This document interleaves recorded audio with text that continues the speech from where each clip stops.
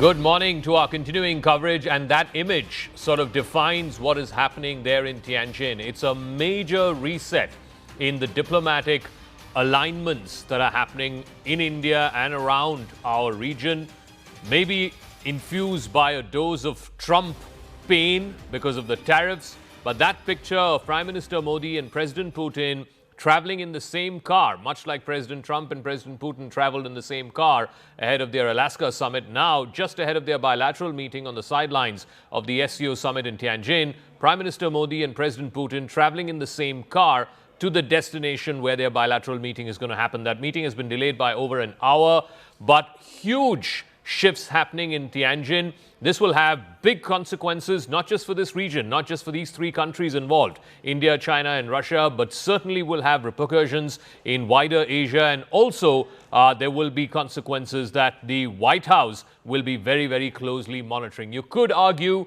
that President Trump is the man who pushed India into this corner. He's the one, because of the unreasonable and unjustified oil tariffs, he's the one who forced India to move in this direction, where today you have from earlier today in the morning, you had the images of Prime Minister Modi, President Putin and President Xi Jinping of China coming together.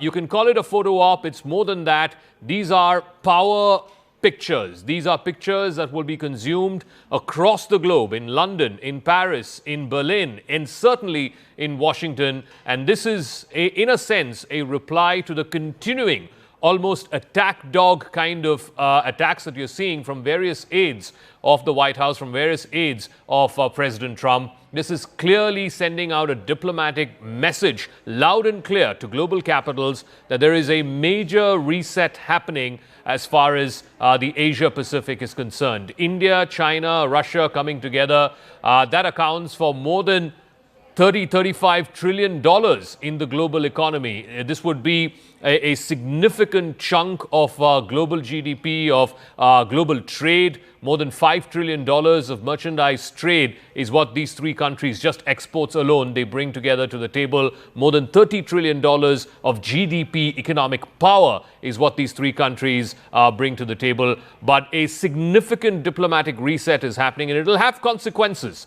No one's saying that this is going to be a partnership without any bounds. Of course, there will be impediments. Of course, there will be speed bumps. But this is a major diplomatic shift that is being captured in the pictures that are coming out from Tianjin. What may this mean for India's relations with great powers in the world, whether it's Delhi's relationship with Washington, Delhi's relationship with Moscow, and certainly Delhi's relationship with Beijing? I want to go across first to Rahul Shivshankar, my colleague, who's in Tianjin. And what a momentous couple of days it's been, Rahul, because yesterday you had the bilateral, went on for an hour between India and China, and for the very first time in a joint statement at the end of that meeting, they referred to India and China as partners and not rivals. And today you have these pictures, first of the three leaders of India, China and Russia coming together, having a moment, handshakes and hugs and discussing something. And then now this photograph that we are splashing on our screen of Prime Minister Modi and President Putin in the same car traveling together to the venue of their bilateral meeting.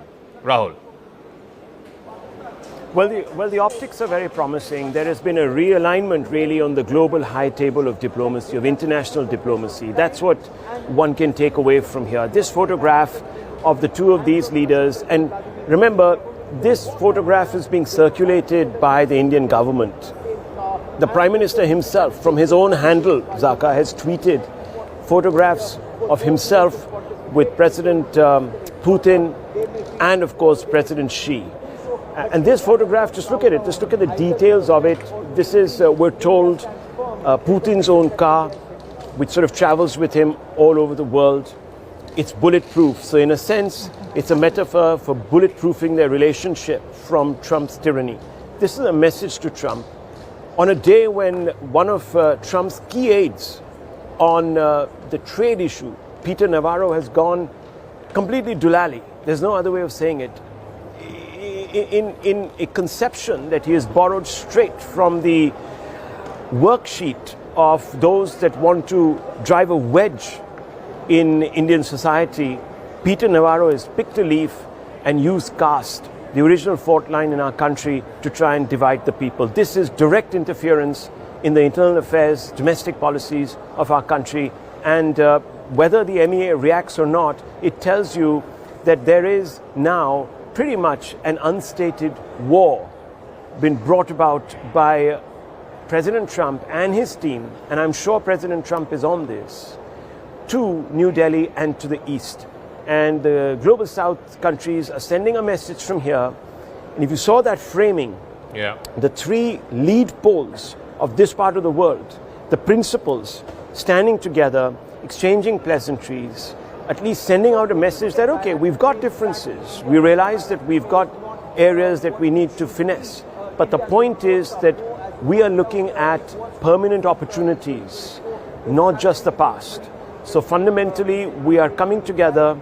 We're going to set aside our differences because each one of them in their own ways, in their speeches, if you've noticed, has talked about external interference in their trade outlook and their fiscal, financial, economic and strategic autonomy. All three have touched upon that. All right. In fact, the Prime Minister has even related the exposition of trade ties to, of course, peace and stability. So very, very clearly, Zaka, this is a message that is coming out of Tianjin. Tianjin has become the epicenter of this, I won't call it still a reset, but certainly a shift in the momentum of global geopolitics today, and that Western framework that has been constructed with America as the lead pole of what America feels is a unipolarity is being tested by the BRICS coming together in this very, very optical power play. And it's certainly, you know, if anyone has to blame himself for it, it is Donald Trump. It is his unjustified, unreasonable oil tariffs that's pushing India to the corner of China and Russia. I want to go across to Palki Sharma, Managing Editor, First Post, is also joining us live from Tianjin. Diplomacy, you know, there's obviously what is said in the joint statements, Palki. There's what is said in passing through the texts of these joint statements. But pictures speak 1,000 words. Maybe it's optics, but the fact is that these pictures, of Prime Minister Modi, President Xi Jinping, President Putin earlier this morning, and now Prime Minister Modi and President Putin in the same car traveling to the venue of their bilateral summit. Just what do you make of this? Is it just optics, or is it somewhere down the line a significant, if not realignment, a certain reset of how global, alliances and partnerships are going to work going forward? Well, it is optics for sure, Zaka, and very powerful optics. But optics are used as an important tool in diplomacy, as a way to send a message. I mean, you could not have, you did not see these smiles and handshakes between Prime Minister Modi and President Xi Jinping, say, 2 years back. So optics do send a message. Yes, I think all sides are cognizant of the fact that officials in Washington, in the White House, will be watching the pictures coming out of Tianjin today, which is why I think they're all like Rahul said, posting these pictures from their official handles to tell the world that this is a convergence of leaders who are trying to build an alternative to the Western-led order. So optics for sure, but optics with a message, and optics not without substance. Because if you look at the joint statement, you see that each side has sort of safeguarded their position, at the same time shown the intent to work together, whether it's the BRI, where India is focusing on the north-south corridor, the Chinese are talking about the BRI and how that is a good alternative at a time when the Americans are scaling back their engagement, or terrorism, a big win for India there. I'm sure you've discussed this, that Pahalgam has been mentioned in the joint statement and signed by all leaders. So India has been able to reaffirm its position. India has been able to keep its interests intact here, at the same time shown a willingness to work with others. And that is a message for sure for Washington. I want to get one more question to both of you before we go to our guests, and I'll start with Palki. Yes, this is a significant sort of signaling, no doubt about it. It could be optics, it could be more than optics. Like you said, in diplomacy, optics count for a lot. I know people who've made careers reading body languages of leaders, but the point is that how is this going to be viewed in Washington? How is this going to be viewed in London, in Paris, in Berlin, at a time when, willy-nilly, the onus of peace in Ukraine, the onus of trying to end that war and move it in a direction of peace, India too has been made a party to it by Trump and his oil tariffs. Palki. I think Washington should see this as a moment to reflect on its actions, on how what was meant to bring them leverage, the tariffs and the sanctions, has sort of backfired with all of these countries coming together. India would not have probably gone this far. If you look at the joint statement, Zaka, India has joined others to condemn Israel and the US and their strikes on Iran, and that is not the kind of language that India would have probably used in the past. It has said that we need to look at the Palestinian cause and we need to look at the Iranians, but words do matter again. So I think India has also shown its displeasure very clearly, very subtly, and sometimes not so subtly. And Washington would be watching this. We are seeing the frustration in the statements of Peter Navarro, which are plunging into absurdity now, talking about the caste issue in India and so on and so forth. So that shows that they've not been able to sort of read the room well, and now the frustration is building up. I wonder how Donald Trump is going to respond to this, whether we'll see posts on Truth Social. He has been very vocal in his opposition to the BRI, saying he's going to punish all those countries, but he's not really said much about the SCO. Maybe he does not know enough about this group, or he does not see it as a threat yet. But after looking at the pictures that have come out of Tianjin this weekend and the statements of the leaders, I'm sure there'll be a reaction from Washington, and hopefully it will trigger some sort of an introspection on what they're trying to do, how they treat their partners and rivals, and how it is not serving their interests, or anyone's interest for that matter. All right, Palki, thanks for that. Rahul, just going through the joint declaration that's been adopted by all leaders, big win for India in terms of the fact that the Pahalgam attack has been explicitly mentioned. It has been condemned by all members. This was the reason why, when the defense minister visited back in June, the reason why they didn't adopt it unanimously was because they refused to mention Pahalgam. So a big win as far as the issue of terrorism is concerned, and the specific mention of Pahalgam in the joint declaration. Also, as Palki was mentioning, there are other things which are there where India also may have had to compromise a bit, including, the reference to the attack on Iran, the reference to the Jafar Express attack. What do you make of the joint statement, looking at the language?